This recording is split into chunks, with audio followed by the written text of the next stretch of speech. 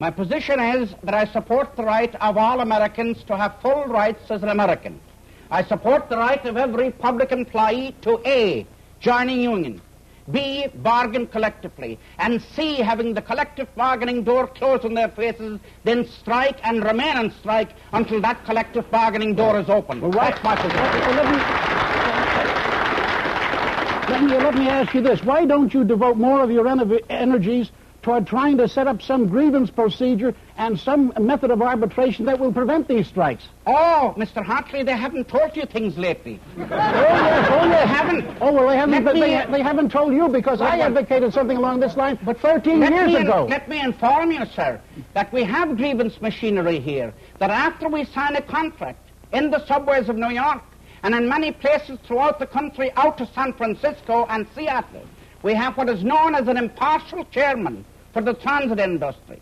In New York City is Theodore Keel, the impartial chairman for the entire subway and bus system of this city, both public and private. And that's how we police our contracts. His decision is final and binding when a grievance is taken. What happened to the Pennsylvania situation? In the Pennsylvania situation, it was the Pennsylvania Railroad, the citadel of big business. They were so used to breaking unions and breaking strikes for 114 years that they thought they'd break us too. We bargained with them for 3 years and 3 months, and we couldn't move them. And after operation of 114 years, we struck them. And after 12 days, they found all the things that they couldn't have found in the 3 years previous to the date of strike. Wouldn't it be good for That, in a nutshell, Congressman, is what happened to the Pennsylvania management. Congressman?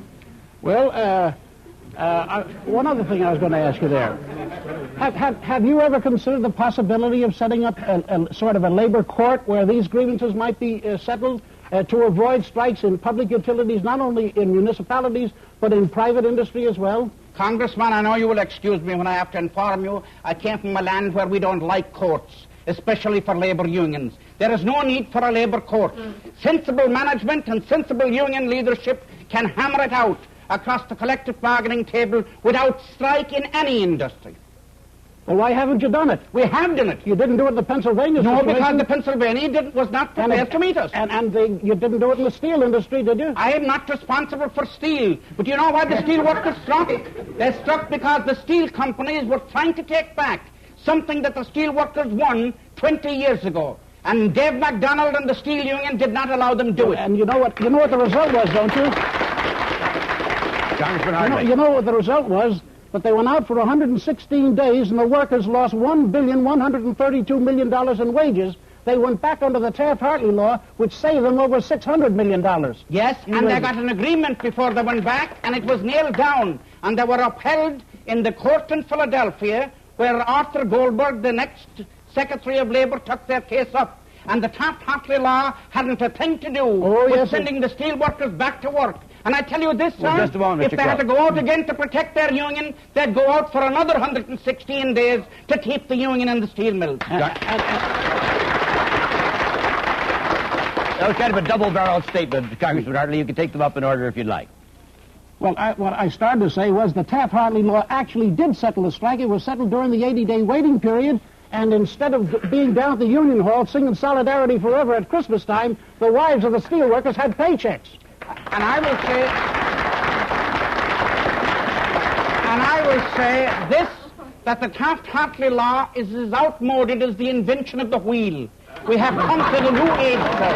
We're talking now about the new frontiers, about collective bargaining for the forgotten men and women of America, the 8,300,000 who do not have collective bargaining. Mr. Crew, you've been making statements like that ever since the Taft-Hartley law has been on the statute books. Why haven't you repealed it? And would you like a little make a little bet on the side after this program is over that you won't do it under the Kennedy administration? I never voted with practice.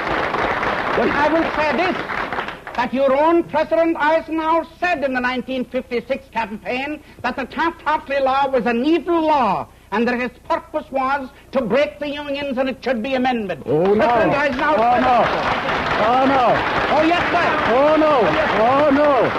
President Eisenhower never made such a statement. He made a statement to the AFL convention in which he said there was a union-busting provision in the law, and that has been taken out. President Eisenhower said the Part2 law was an evil law, that it was a union-busting law, and that if re-elected, he would amend it. He never said that. And he was your president and my president, and by but he was from your party. Yeah, well, why we're bringing up...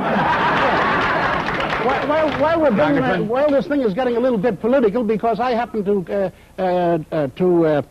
quote the late President Roosevelt, you're talking about a lack of grievance machinery, and you're talking about it under a Democratic administration here in the city of New York. But we have it for some of the industries. We have it in sanitation. Why don't you have it for the teachers? Why don't you have it for the police? Why don't you have it for the firemen? It should be for the police. I said that the police were treated here like jungle animals, and I said that they will break out of their cage and that they better join legitimate labor union forthwith. But it's under a Democratic administration, isn't it? Yes. Right. Yes, and we're working towards it. And I was hoping that you would throw your great weight in that direction, too. I've got great weight over here, yes. Well, let me say, I'm all for that. I'm all for that, definitely. Well, then, this thing is, we're getting nowhere. Then we're fully agreed. Oh, no. This gentleman believes that the police should have the right to a union, the firemen, the teachers, sanitation workers.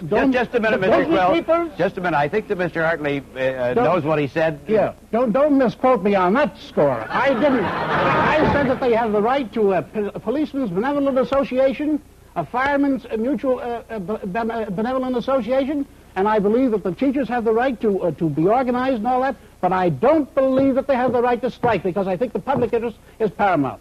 That they don't have the right to strike? No. Well, then, the fastest way of stopping them of striking is giving them full freedom. Give them unionization, give them collective bargaining. I think the police commissioner Kennedy in New York is wrong in the way he's treating the police, and I say that the commissioners throughout the country who are keeping the police and firemen and teachers down are wrong. Well, gentlemen, couldn't you say that your difference comes clearly into focus here with the fact that you say that we must have collective bargaining, Mr. Quill, which the right to strike is always there. That's the threat that makes it work. You, Congressman Hartley, want grievance machinery set up, and there is no right to strike, although the grievances are taken care of. So the right to strike is right in the center of this. You would not give up your right to strike, would you, Mr. Quill? No, sir, and you and your union would not give up your right to strike either. You belong to a very strong union.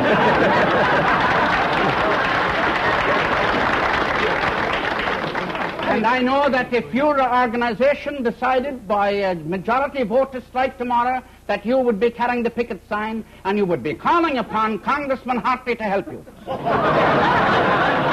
Mr. Quill, that's a picture I would cherish. Just a moment. All right, if you got a camera, can focus on it? I don't think we can, Congressman. There's a picture of me in the picket line, the CIO picket line. I don't think we can get close enough to a camera. Well, try it on this camera. Here is Representative Hartley on a picket line. Do we get it at all? Chuck?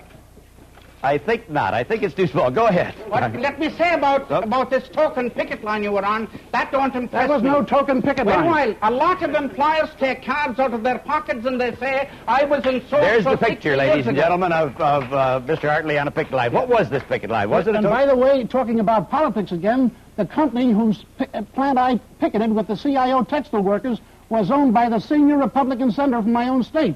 So there wasn't any politics in that. Oh, I have no doubt I wouldn't charge Mr. Hartley with politics when he goes in a picket line. It is very handy for elections.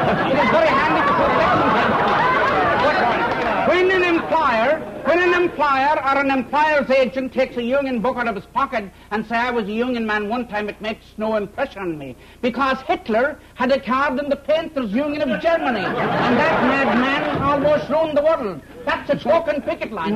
I wish that Mr. Hartley didn't try to pass the Taft-Hartley law. I wish he was on the side of labor and not on the side of management. Oh, well, now, coming to that, because I expected these issues to be raised. Do you know, Mr. Quill, that I happen to have been the spokesman for the American Federation of Labor on the Republican side of the House for 12 of my 20 years in Congress? Don't boast too much about it, because you had been the spokesman since for the National Association of Manufacturers. Never. So the American Federation of Labor didn't do very much good for you. But I did a lot of good for the American Federation of Labor. Well, Congressman, I'm thankful for all the good favors you have done. Congressman, might I ask you a question?